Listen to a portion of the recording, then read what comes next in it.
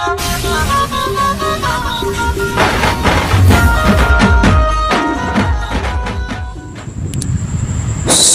hello and welcome guys to my channel Super Knowledge Point.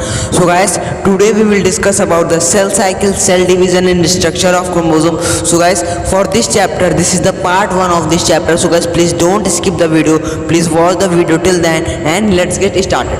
So guys, in today's video we will discuss about the cell cycle, cell division and structure of chromosome. ये है हमारा आज का topic. Okay guys, आपको समझ में आया क्या है टॉपिक? सो गाइज, जो हमारा आज का टॉपिक था, सबसे पहले हम लोग cell cycle and cell division को बाद में डिस्कस करेंगे. उसके पहले हम लोग यहाँ पर डिस्कस करना चाहेंगे किसके बारे में? Structure of chromosome. आप लोग यहाँ पर एक कलरफुल सा फिगर देख पा रहे होंगे. सबसे पहले आप उसे ऑब्जर्व करिए.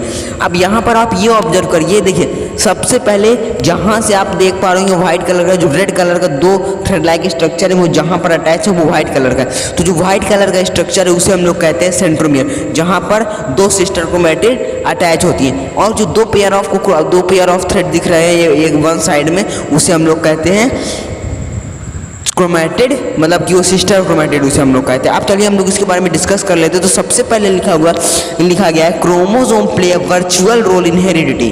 क्रोमोसोम जो है हेरिडेटरी में बहुत ही वर्चुअल रोल प्ले करता है, ऐसा आप लोग सब लोग को पता है. मतलब जो इन्फॉर्मेशन पेरेंट्स से ऑफस्प्रिंग में आनी है वो सिर्फ किसकी वजह से आती है? क्रोमोसोम की वजह से. ओके, किसकी वजह से आती है गाइस? क्रोमोसोम की वजह से.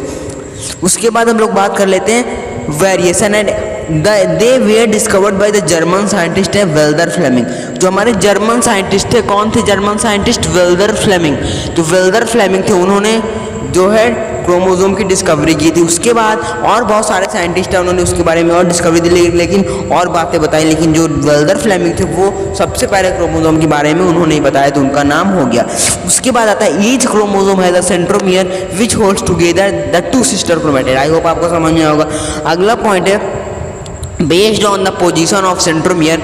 सेंट्रोमियर की पोजीशन में अगर हम लोग देखें तो जो क्रोमोसोम है, मतलब कि हमारे पास जो क्रोमोसोम का पेयर होता है वो चार तरह से हो सकता है. पहला होता है टीलोसेंट्रिक, मतलब कि आप पहले पढ़िए कौन कौन से: telocentric, acrocentric, submetacentric and metacentric. Revise again: telocentric, acrocentric, submetacentric and metacentric.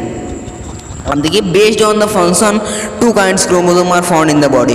अगर हम लोग फंक्शन की बेसिस पर देखें तो हमारी बॉडी में दो तरह के क्रोमोसोम होते हैं. हमारी बॉडी में 1 to 23 पेयर तक के क्रोमोसोम होते हैं. जो 1 से 22 तक के पेयर ऑफ क्रोमोसोम होते हैं उन्हें हम लोग बोलते हैं ऑटोसोम्स. ऑटोसोम्स कौन से होते हैं? Non sex chromosome. 1 से 22 तक के जो जितने भी क्रोमोसोम होते हैं, पेयर ऑफ क्रोमोसोम होते हैं, उन्हें हम लोग बोलते हैं नॉन सेक्स क्रोमोसोम. उसके बाद जो हमारा आता है 23rd पेयर, वो होता है हमारा हेट्रोसोम्स और एलोसोम्स भी उसे बोलते हैं, और उसे हम लोग कहते हैं सेक्स क्रोमोसोम. आई होप आपको समझ में होगा. जो सेक्स क्रोमोसोम होता है वो मेनली सेक्स डिटर्मिनेशन के लिए मेन रिस्पॉन्सिबल होता है. मतलब कि जैसे आपके पेरेंट और फादर, आपके मदर और फादर के बाद जो आगे जनरेशन आएगी, वो जो बेबी होगा वो मेल होगा या फीमेल होगा. अगर मेल या फीमेल होने, अगर बेबी मेल हुआ या फीमेल हुआ, किस पर डिपेंड करेगा? वो मेनली फादर पर डिपेंड करेगा. क्यों फादर पर डिपेंड करेगा? क्योंकि फीमेल में सारे क्रोमोसोम एक तरह होते हैं, मदर में सारे क्रोमोसोम एक तरह होते हैं, लेकिन मेल में आखिरी 23rd पेयर ऑफ क्रोमोसोम होता है XY होता है, बाकी फीमेल में सारे XX होते हैं. तो अब आपको समझ में होगा. चलिए आगे बढ़ते हैं. अब मैं आपको बता दूं जो क्रोमोसोम होता है, क्रोमोसोम अगर हम लोग इसको ब्रेक करें, इसका मेन मतलब देखें तो क्रोमोसोम को अगर हम लोग ब्रेक करते हैं तो होता है chroma and soma. Chroma means colour, soma means body. मतलब chromosome is a coloured body. Chroma means colour and soma means body. और जो क्रोमोसोम होता है उसमें जो है देखिए लिखा हुआ chromatin is formed of DNA and histone. तो ये DNA और हिस्टोन से मिलकर बना होता है. So guys, in which the DNA is 40% and histone protein is 60%. Okay, मतलब क्रोमैटिन में जितना भी मटेरियल होता है उसमें 60% हिस्टोन होते हैं एंड 40% DNA होते हैं. चलिए उसके बाद आगे बात करते हैं. उसके बाद हम लोग बात करेंगे the DNA strands wind around the core of it histone molecule. This complex is known as nucleosome.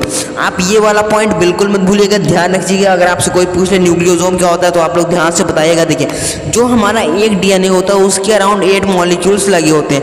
एक DNA के अराउंड 8 मॉलिक्यूल लगे होते हैं. उस पूरे ग्रुप को हम लोग बोलते हैं न्यूक्लियोसोम. ओके, उसके बाद हम लोग बात कर लेते हैं DNA के स्ट्रक्चर के बारे में. तो DNA का स्ट्रक्चर कुछ इस तरह होता है. ये डबल हेलिकल स्ट्रक्चर होता है। ओके गाइस, ये है डीएनए, डबल हेलिकल स्ट्रक्चर होता है। उसके बाद देखिए DNA is a macromolecule composed of two complementary strand twisted around each other. Guys मैं पहले आपको बता दूं, देखिए सबसे पहली होती है हमारी ये सेल के अंदर होता है न्यूक्लियस, न्यूक्लियस के अंदर होता है क्रोमोसोम, और फिर क्रोमोसोम कंटेन करती है डीएनए। और जो क्रोमोसोम होता है जब वो कंडेंस फॉर्म में नहीं, कंडेंस फॉर्म में होता है तो वो कहलाता है क्रोमेटिन, और जब ऑरेंज हो जाता है तो हम लोग वो कहलाता है क्रोमोसोम। तो क्रोमोसोम क्या है? कंडेंस क्रोमेटिन फाइबर है। उसके बाद हम लोग उसके अंदर आता है डीएनए। अब हम लोग बात करेंगे डीएनए। तो डीएनए देखिए आप लोग ध्यान से, अब जो डीएनए होता है, डीएनए में 4 नाइट्रोजीनियस बेस होते हैं। कितने नाइट्रोजीनियस बेस होते हैं गैस? 4 नाइट्रोजीनियस बेस होते हैं। A adenine, T thymine, C cytosine and G guanine. Adenine, thymine, cytosine and guanine. Okay guys, बोलने में थोड़ा कंफ्यूजन हो रहा है लेकिन समझ जाएगा। आगे देखिए, जो एडेनिन और थाइमिन है ये बनाता है double bond. Adenine and thymine क्या बनाता है? Double bond. और जो साइटोसिन और ग्वानिन है वो बनाता है triple bond. Okay, I hope समझ में होगा। और ये सभी क्या है? ये सभी नाइट्रोजीनियस बेस हैं। तो आप लोग देख सकते हैं डीएनए का स्ट्रक्चर बना हुआ है कलरफुल मस्त सा। तो ये क्या है? डबल हेलिकल स्ट्रक्चर होता है। ओके गाइस, अगर आपको अभी तक ये वीडियो समझ में आ रहा हो तो प्लीज़ गाइस इस वीडियो को काइंडली लाइक कर दें।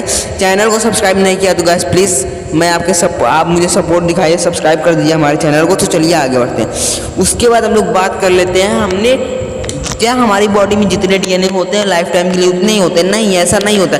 डीएनए आगे और बनते जाते हैं, मतलब डीएनए आगे डिवाइड होकर बनते जाते हैं। तो formation of new DNA occurs by the process of replication. नया डीएनए तभी बन पाएगा जब रेप्लिकेशन होगा। रेप्लिकेशन कब होगा? जब डीएनए डुप्लीकेट होंगे।